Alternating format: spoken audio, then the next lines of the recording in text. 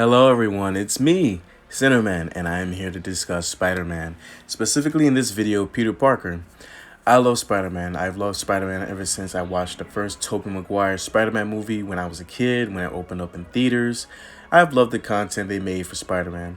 For the most part, it has been the Spider-Man animated series, Spectacular Spider-Man. Hell, I even like the MTV Spider-Man and the Spider-Man Unlimited series, which in my opinion was fun for being weird and crazy. No matter what show I watched in during these eras, that they all had something that Spider-Man represented. That someone that just one person can make a difference, and that Peter has his ups and downs, but when it comes to him, he always remains on top for the most part. Now, with the modern era, things aren't so simple anymore. Comics aren't what they used to be.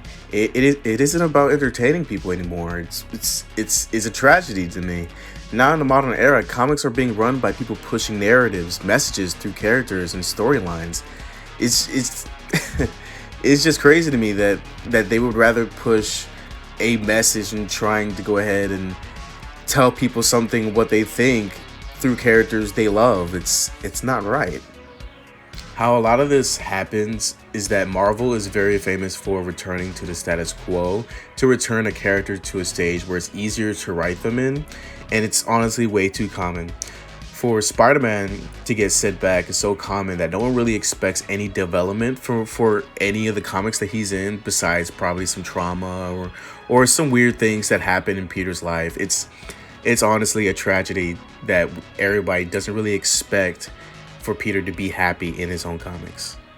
Somehow, some way, modern day writers at Marvel has now used the formula of returning to form, returning to the status quo, to sort of like change up a character or like implement ideas for a character, specifically in this point, Peter Parker, to interject their own ideas that specifically target him in unflattering light, where he is unhappy.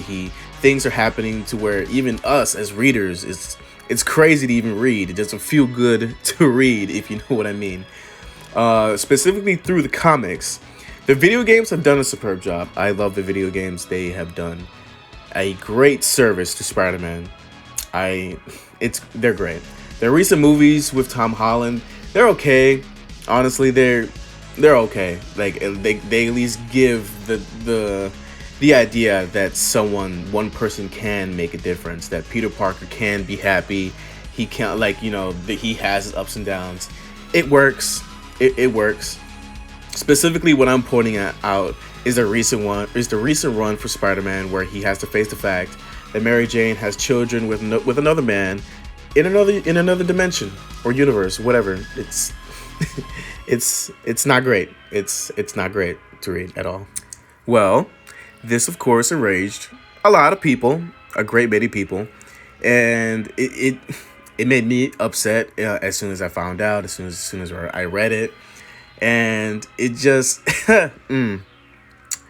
it made me angry. So essentially, these two, Mary Jane and Peter Parker, haven't been married, haven't been together for like a very long time. Ever since the One More Day incident happened. For those who don't know what One More Day is, it is a comic where Peter and Mary Jane exchanged their whole marriage to save Aunt May's life since she was shot, undoing the whole relationship like it never happened, and a whole slew of like different changes in the timeline, and it's wild. It's wild, and not a lot of people were happy about that. But I guess the art was cool though, I guess. Peter's relationship at this point have honestly never been the same. Flings here, small relationships there, nothing stuck. It seems at some point the narrative for Peter shifted to being like on autopilot, to where he was just joining heroes on doing stuff, where the plot would like go into its craziness, and then it would return back to the status quo, return to form, to a miserable Peter Parker. Hell, when Peter had his body taken by Doc Ock, Doc Ock created a whole company that was massively successful. Then when Peter got his body back, he ran the company into the ground. Granted, it was for the plot. It was for the plot, yeah. However, these two individuals are extremely intelligent, and I know the plot called for them to go ahead and run his company into the ground, but it was just another unique way to go ahead and return Spider-Man back to form and reverted him back to the basics for him. And yeah, that it would be nice to see Spider-Man actually have something for how smart and amazing he is. It looks like it's easier to keep Peter falling and making things worse for him than giving him the Parker luck where things are good, things are bad. Like, it's a mix of both. Peter represents an average person who gained abilities to do good where he goes through the motions of life. Obviously. He goes through the good and bad, and it just seems like Peter it just seems like for Peter there's nothing but bad in these comics now.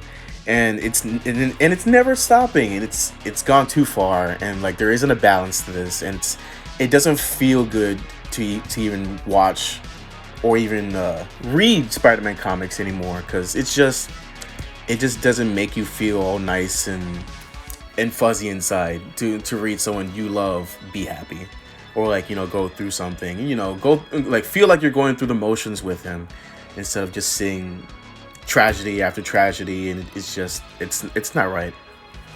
When you read a comic, you're expecting something to make you feel good, a bit of drama, some good action, some good old comedy, maybe some heart-wrenching plot twists that keep you hooked.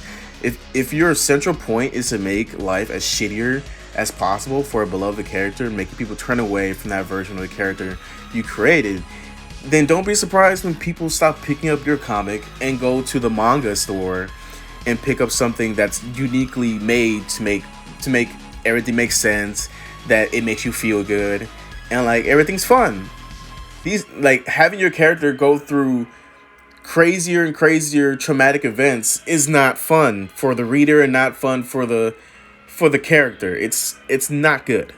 If you really want evidence to show that they're focusing on making Peter's life and every version of his life like as shittier as possible, let's look at the recent movie Spider-Man Across the Spider-Verse. Peter's pain and trauma are made canon for every version of him.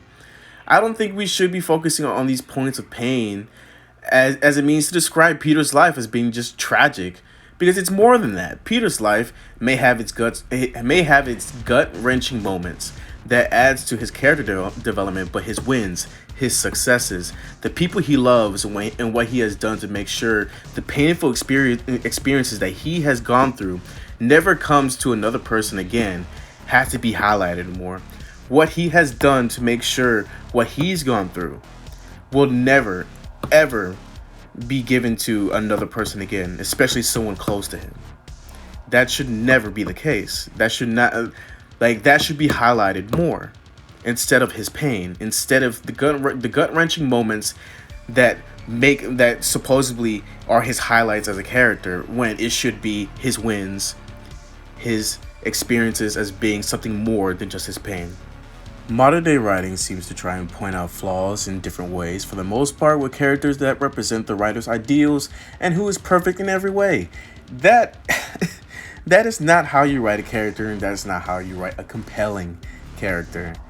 The flaws that makes up the character makes them unique. Like, everything is not black and white. That is why we as a people are always battling with our hearts, our minds, morals, logic, needs, wants, and many other aspects that make us interesting as a people.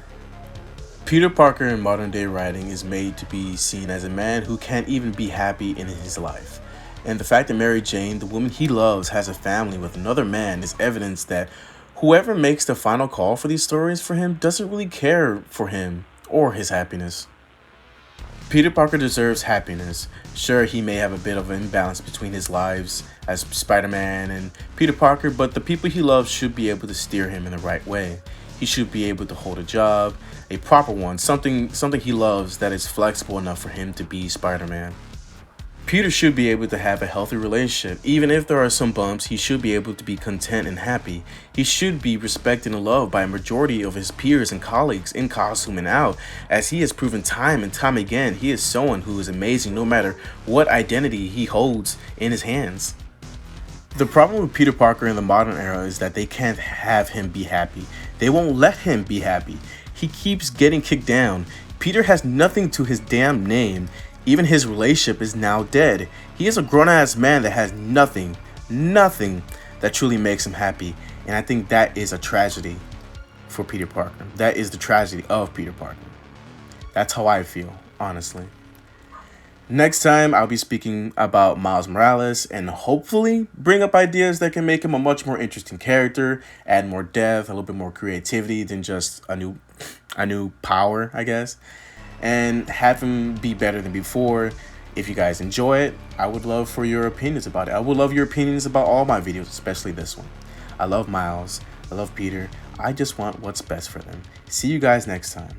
Stay healthy mentally, emotionally, and physically. And see you guys next time.